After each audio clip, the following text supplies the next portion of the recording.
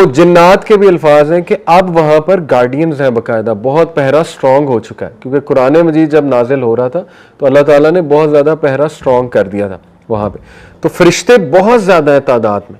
हमारे नबी सल्लल्लाहु अलैहि वसल्लम ने मिराज के सफ़र पे बताया कि हर एक आम के डिस्टेंस पे एक फरिश्ता था, जहां मैं गया आसमानों पे, और वो अल्लाह की हम्द बयान कर रहे थे। और नबी सल्लल्लाहु अलैहि वसल्लम ने वो बाकायदा आवाज़ भी बताई कि वो कैसी थी, जैसे हमिंग होती है, एक हमिंग साउंड, यानी सब मिल के हमिंग करें तो जाहिर है वो एक बड़ी सिरेनिटी वाली साउंड होती है। तो आसमानों पे फरिश्ते जाहिर है हमें नज़र नहीं आ रहे, लेकिन अब वो क्या कैफियत में होंगे, किस तरह अल्लाह की हम्द बयान कर रहे होंगे, वल्लाह आलम। लेकिन ये बड़ा फैसिनेटिंग सीन होगा। देखिए इब्ने कय्यम ने इसीलिए कहा कि नबी सल्लल्लाहु अलैहि वसल्लम का दिल जमजम से दोबारा इसीलिए धोया गया क्योंकि जो वो देखने जा रहे थे वो आम आदमी बर्दाश्त नहीं कर सकता। इंसान का दिल जो है वैसे ही फट के बाहर आ जाए ऐसी चीज़ें देख के ऊपर जाके, राइट। तो खैर ये हमारे नबी को अल्लाह ने दिखाए, अपने मोजज़ात दिखाए। तो पहले आसमान पे किससे मुलाकात हुई? हज़रत आदम से। हज़रत आदम अलैहिस्सलाम खड़े थे, हमारे नबी ने बाकायदा बताया, उनकी शेप ही वॉज ह्यूज। हज़रत आदम का कद 60 क्यूबिट्स आता है, 60 क्यूबिट यानी आई थिंक 60 गज़। तो ये ओरिजिनल शेप यही होगी, जन्नतियों की भी हज़रत आदम के कद वाली होगी। तो खैर हज़रत आदम से मुलाकात हुई और नबी सल्लल्लाहु अलैहि वसल्लम को कहा गया इन्हें सलाम करें। अल्लाह के नबी ने सलाम पेश किया तो उन्होंने सलाम का जवाब दिया और कहा O noble son and prophet, कहा ए मेरे नोबल बेटे। हज़रत Adam is the father of humanity obviously, ठीक है। तो हज़रत आदम अलैहिस्सलाम से मुलाकात का क्या सिग्निफिकेंस है पहले आसमान पे, इंशाल्लाह इसकी तरफ हम आते हैं। खैर सिमिलरली दूसरे आसमान के दरवाजे हैं, वहाँ पर भी इजाज़त ली। हज़रत जिब्राइल ने कहा तुम्हारे साथ कोई है? तो हज़रत जिब्राइल ने जवाब दिया मेरे साथ मोहम्मद है सल्लल्लाहु अलैहि वसल्लम।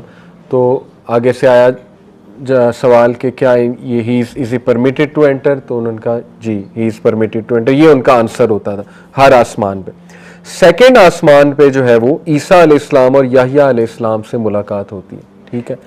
और ईसा अलैहिस्सलाम याह्या अलैहिस्सलाम दोनों सिमिलर हैं in the nature, in the sense के ईसा अलैहिस्सलाम को भी उनकी कौम ने मारने की कोशिश की, मार नहीं सके, ना सूली पे लटकाया। वमा कतलू वमा सलाबू, ये कुरान मजीद ने ठोस ऐलान किया है।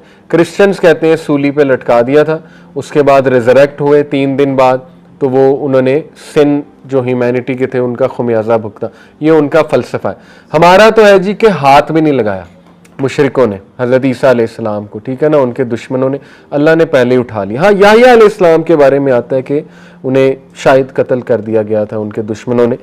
तो ये सिमिलर है याह्या अलैहिस्सलाम ईसा अलैहिस्सलाम इस सेंस में। उन्होंने भी यही कहा welcome o noble brother oh noble profit, उन्होंने भाई कह के मुखातिब किया क्योंकि अंबिया सारे भाई होते हैं आपस में। तीसरे हेवन पे यूसुफ अलैहिस्सलाम से मुलाकात होती है, ठीक है। और यूसुफ अलैहिस्सलाम के बारे में फिर नबी सल्लल्लाहु अलैहि वसल्लम बताते हैं कि it was as if Yusuf had been given half of all the beauty, यानी इतने वो खूबसूरत थे यूसुफ अलैहिस्सलाम। चौथे आसमान पे इदरीस अलैहिस्सलाम से मुलाकात होती है। इदरीस अलैहिस्सलाम बहुत शुरू के प्रॉफिट, हज़रत आदम के दौर के बाद इदरीस अलैहिस्सलाम का बड़ा जिक्र आता है, ये बहुत शुरू के प्रॉफिट है। तो उन्होंने भी कहा welcome o noble brother and o noble prophet. Fifth heaven पे सेम वही जो इजाज़त ली गई, एंटर हुए हारून अलैहिस्सलाम, ठीक है। हारून अलैहिस्सलाम कौन है? मूसा अलैहिस्सलाम के भाई, बनी इसराइल की तरफ नबी आए। सिक्स्थ हेवन पे मूसा अलैहिस्सलाम से मुलाकात हुई और प्रॉफिट सल्लल्लाहु अलैहि वसल्लम ने उनको एक्सप्लेन किया being stout tall muscular and brownish, ये अल्फाज हैं हमारे नबी के। देखिए ये एक बात बड़ी अजीब है कि मस्जिद अक्सा में भी मुलाकात हो रही है अंबिया से और आसमानों पे भी हो रही है। तो अंबिया एक्चुअली है कहाँ? हमें सिर्फ ये नॉलेज है कि बरज़ख में है। बरज़ख जो है वो क्या है? ज़मीन और आसमान के दरमियान बस एक जगह है, हमारे नबी ने बताया, वहाँ पे रूहें होती हैं।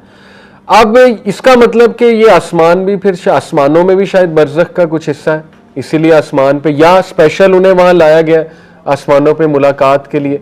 ये स्कॉलर्स के दरमियान एक डिस्कशन मौजूद है, इसमें इतना डेप्थ में हम नहीं जाएंगे, लेकिन बरज़ख की दुनिया तो कंफर्म है कि वहाँ अंबिया जिंदा भी हैं, नमाजें भी पढ़ते हैं, रिस्क भी दिए जा रहे हैं।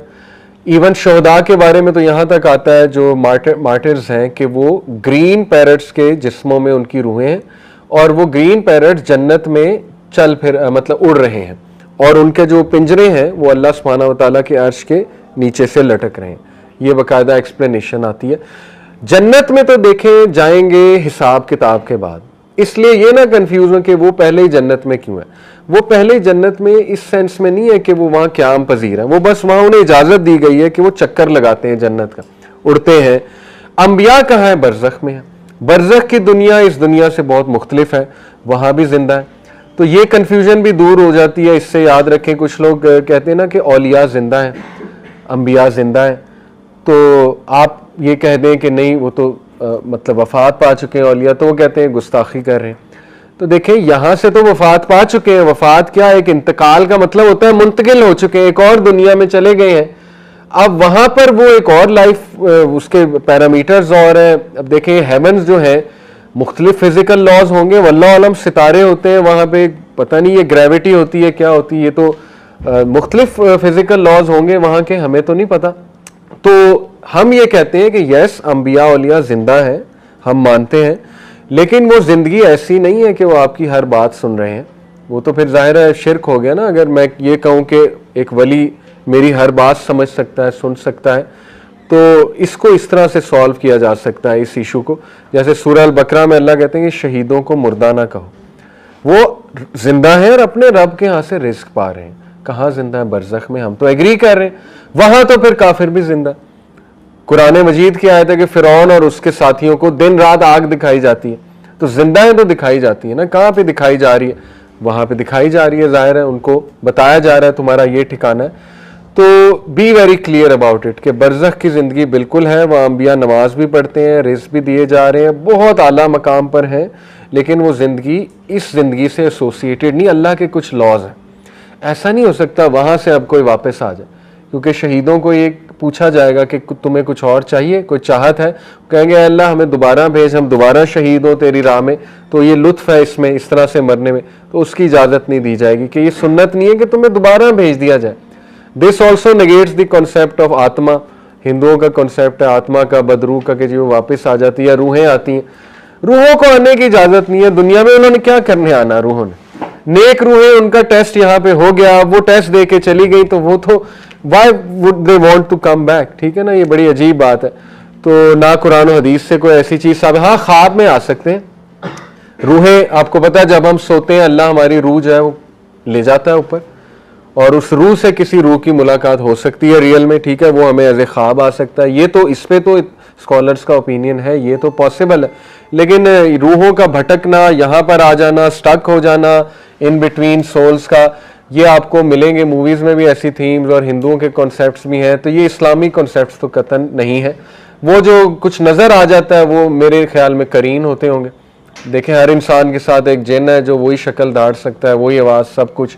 जब वो बंदा मर जाता है उसका करीन नहीं मरता, वो काफ़ी अरसे जिंदा रहता है। करीन तो हो सकता है वो उसकी वो शक्ल में आ गया हो, या इस तरह से डिसीव करने की कोशिश कर रहा हो, लोगों के अकीदे ख़राब हो, वगैरह वगैरह, बहुत कुछ हो सकता है। तो इन शॉर्ट बताने का मकसद ये है कि अंबिया they are alive but in बरज़ख which is very different life, और उसके पैरामीटर्स और हैं, और वहाँ अल्लाह के लॉज और फिज़िकल लॉज और होंगे डेफिनेटली, और वो अल्लाह के ताबे हैं वो सारे। तो नबी सल्लल्लाहु अलैहि वसल्लम ने तमाम अंबिया को देखा, तो मूसा अलैहिस्सलाम जो है ये देखकर रोने लग गए हमारे नबी को। तो पूछा हमारे नबी ने कि आप रो क्यों रहे हैं? तो मूसा अलैहिस्सलाम ने कहा कि मैं इसलिए रो रहा हूँ बिकॉज दिस यंग मैन, गुलाम का वर्ड यूज किया, गुलाम यंग मैन को कहते हैं अरबी में, this young man will have a bigger gathering entering जन्नह। अब ये उनकी इस्लामी जेलिसी थी। ये इस तरह की जेलिसी जायज़ होती है, जैसे अबू बकर सिद्दीक और हज़रत उमर में कंपटीशन था एक नेक अमाल करने में। तो वो इस बात पे रो रहे थे कि ये यंग मैन अब रसूलुल्लाह उस टाइम 52 साल के थे। हज़रत मूसा की डेथ जो है वो रवायात में आता है 130 साल तकरीबन, तो ज़ाहिर है उनके लिए वो रिलेटिवली यंग थे। तो ये शो करता है कि अंबिया का मेन कंसर्न यही था। देखें कि हम कामयाबी हमारी जो है वो इसी में है कि अल्लाह ताला ने जो हमें पैगाम देकर भेजा वो हम कितना अमानतदारी से आगे कर सके। तो उनकी एक ख्वाहिश थी मूसा अलैहिस्सलाम की कि मेरी उम्मत सबसे बड़ी हो, लेकिन अल्लाह के नबी सल्लल्लाहु अलैहि वसल्लम की उम्मत जो है वो, एक बार नबी सल्लल्लाहु अलैहि वसल्लम ने कहा ना कि तुम 1/3 ऑफ जन्नत जो है तुम लोग इनहेबिट करोगे, तो सहाबा बहुत खुश हो गए। तो फिर कहा कि 2/3 ऑफ जन्नत तुम लोग जो है वो इनहेबिट करोगे, यानी हमारे नबी की उम्मत। तो this is a huge honour for the उम्मत ऑफ रसूलुल्लाह सल्लल्लाहु अलैहि वसल्लम। बहरहाल ये तो यहाँ तक बात आती है अंबिया से मुलाकात की, और इसका सिंबॉलिक मीनिंग क्या है, वाई हज़रत आदम फर्स्ट फिर हज़रत ईसा, इस पे कुछ बात की है लिखने वालों ने, जो सीरत लिखी है जिन्होंने, मैं वो इंशाल्लाह आपसे बारी बारी शेयर करता हूँ। देखिए, पहली तो बात ये कि हमारे नबी को एक रॉयल वेलकम दिया जा रहा है, ठीक है ना, उन्हें फील कराया जा रहा है कि this is how Allah treats you. लोगों की ट्रीटमेंट छोड़ो, लोग तो दिल भी दुखाते हैं, बड़ा कुछ करते हैं, इज्जत कोई करता है कोई नहीं, लेकिन ये कि ये है तुम्हारा स्टेटस अल्लाह सुब्हानहू व तआला के यहाँ। आदम अलैहिस्सलाम इसलिए सबसे पहले आए, गुमान ये है स्कॉलर्स का कि इसमें सिंबलिज्म ये है कि हज़रत आदम से ह्यूमैनिटी शुरू हो रही है, he is the father of Mankind. दूसरा इसमें सिंबलिज्म ये गुमान है स्कॉलर्स का कि हज़रत आदम को निकाला गया जन्नत से, शैतान ने निकलवाया, ठीक है ना, वहाँ से, तो वो जाहिर है दोबारा जन्नत में जाएंगे, उस घर से निकले और दोबारा उन्होंने वहाँ जाना है, तो अल्टीमेटली जाना है। कुछ देर के लिए अगर जो है वो यहाँ पर आ गए अर्थ पे, तो इसका ये मतलब नहीं अर्थ में ही रहना। तो इससे स्कॉलर्स कहते हैं कि मे बी ये मैसेज दिया जा रहा है कि आपको भी मक्का से शायद जाना पड़े, लेकिन एक दोबारा आप मक्का में आएंगे, ठीक है ना, you will attain that land once again, शायद ये मैसेज दिया जा रहा है। हर चीज़ में कुछ सिंबॉलिक जेस्चर्स तो होते हैं। ईसा अलैहिस्सलाम और याह्या अलैहिस्सलाम वो क्रोनोलॉजिकली क्लोजेस्ट हैं प्रॉफिट सल्लल्लाहु अलैहि वसल्लम के। आपको पता है हज़रत ईसा के बाद प्रॉफिट आए 600 साल, तकरीबन 571 साल बाद। एक तो ये कि वो क्लोजेस्ट हैं, दूसरा ये कि उनको उनकी कौम ने कत्ल करने की कोशिश की, तो सिंबॉलिक जेस्चर शायद ये दिया जा रहा है कि आपको भी आपकी कौम कत्ल करने की मंसूबे बनाएंगे, कोशिश करेंगे, लेकिन अल्लाह आपको इसी तरह प्रोटेक्ट करेगा जैसे अल्लाह ने अपने दीगर अंबिया को जो है वो प्रोटेक्ट किया है। उसके बाद यूसुफ अलैहिस्सलाम से क्यों मिलवाया, बाकी अंबिया, यूनुस अलैहिस्सलाम से क्यों नहीं मिलवाया, बाकी अंबिया क्यों नहीं है। यूसुफ अलैहिस्सलाम इस तरह रिलेट कर रहे हैं उनसे कि उनके अपने भाइयों ने उन्हें डिसीव किया, अपने भाई डिसलॉयल हो गए एक स्टेज पे, और अपने ही भाइयों ने धुतकारा, कुएं में फेंका, लेकिन एट द एंड माफ़ी भी मांगी। तो ये एक जेस्चर सिंबॉलिक, इसमें मैं समझता हूँ मीनिंग ये है कि नबी अकरम सल्लल्लाहु अलैहि वसल्लम को ये बताया जा रहा है कि आपके साथ भी ये हो सकता है, आपके अपने ही लोग आपको इस तरह कर सकते हैं, लेकिन एक टाइम आएगा कि they will come to you. और यही हुआ फतह मक्का के मौके पे, जब कहा ना कुरैश मक्का ने क्या करेंगे आप हमारे साथ, तो आपको पता है हमारे प्रॉफिट ने आयत कोट की, सूरह यूसुफ की आयत नंबर 92, वो ये है कि there is no sin on you today, Allah will forgive you. ये यूसुफ अलैहिस्सलाम के अल्फाज, एग्जैक्ट वही अल्फाज कोट की। तो ये इसमें भी ये जेस्चर है। इदरीस अलैहिस्सलाम, वो इसलिए स्कॉलर्स कहते हैं क्योंकि इदरीस अलैहिस्सलाम के बारे में अल्लाह सूरह मरियम में आयत नंबर 57 में कहते हैं कि we have raised him to a high place, हमने उसे उठा लिया बहुत हाई प्लेस पे, यानी आसमानों की तरफ। तो जेस्चर ये है सिंबॉलिक इसमें कि नबी सल्लल्लाहु अलैहि वसल्लम को भी अल्लाह यही कह रहे हैं कि हम आपका भी बहुत रुतबा बुलंद करेंगे, आपको भी बहुत हाई रैंक देंगे। हारून अलैहिस्सलाम इसलिए क्योंकि he was डिस्पाइज्ड by his own people, लेकिन ये कि बाद में उन्होंने इवेंचुअली एक्सेप्ट कर लिया था लोगों ने। तो यही बताया जा रहा है कि जिस तरह इनकी स्ट्रगल थी आपकी भी स्ट्रगल होगी, लेकिन eventually you will be successful, your people will accept you. ऐसा ही हुआ, देखें अबू सुफियान ने एक्सेप्ट किया, कुरैश के बड़े बड़े लीडर्स ने एक्सेप्ट किया और कामयाब नबी हुए हमारे। मूसा अलैहिस्सलाम जो है, इनका बड़ा सिग्निफिकेंस है, और ये भी बड़ी इंटरेस्टिंग बात है कि नमाज को शॉर्टन, नमाज के जो रकात है यानी 50 थी पहले, वो शॉर्टन 50 वक्त की नमाज थी, वो औकात शॉर्टन कराने में मूसा अलैहिस्सलाम का रोल है और कन्वर्सेशन है पूरी, ठीक है ना।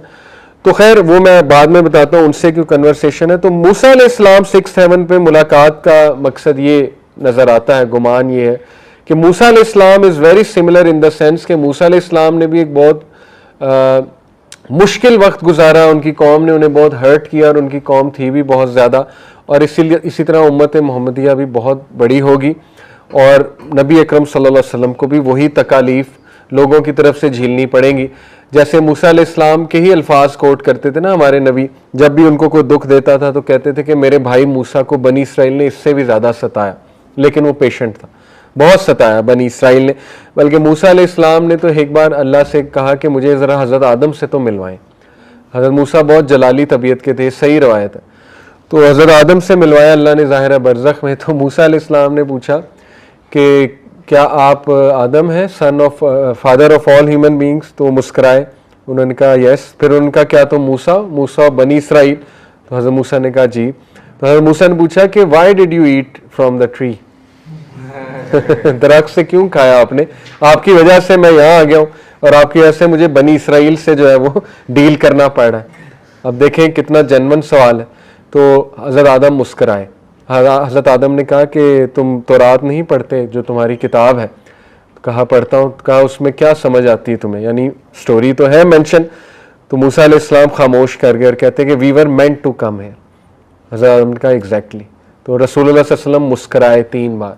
साहबा कहते हैं और रसूलुल्लाह ने कहा our father won the debate, our father won the debate, 3 बार का।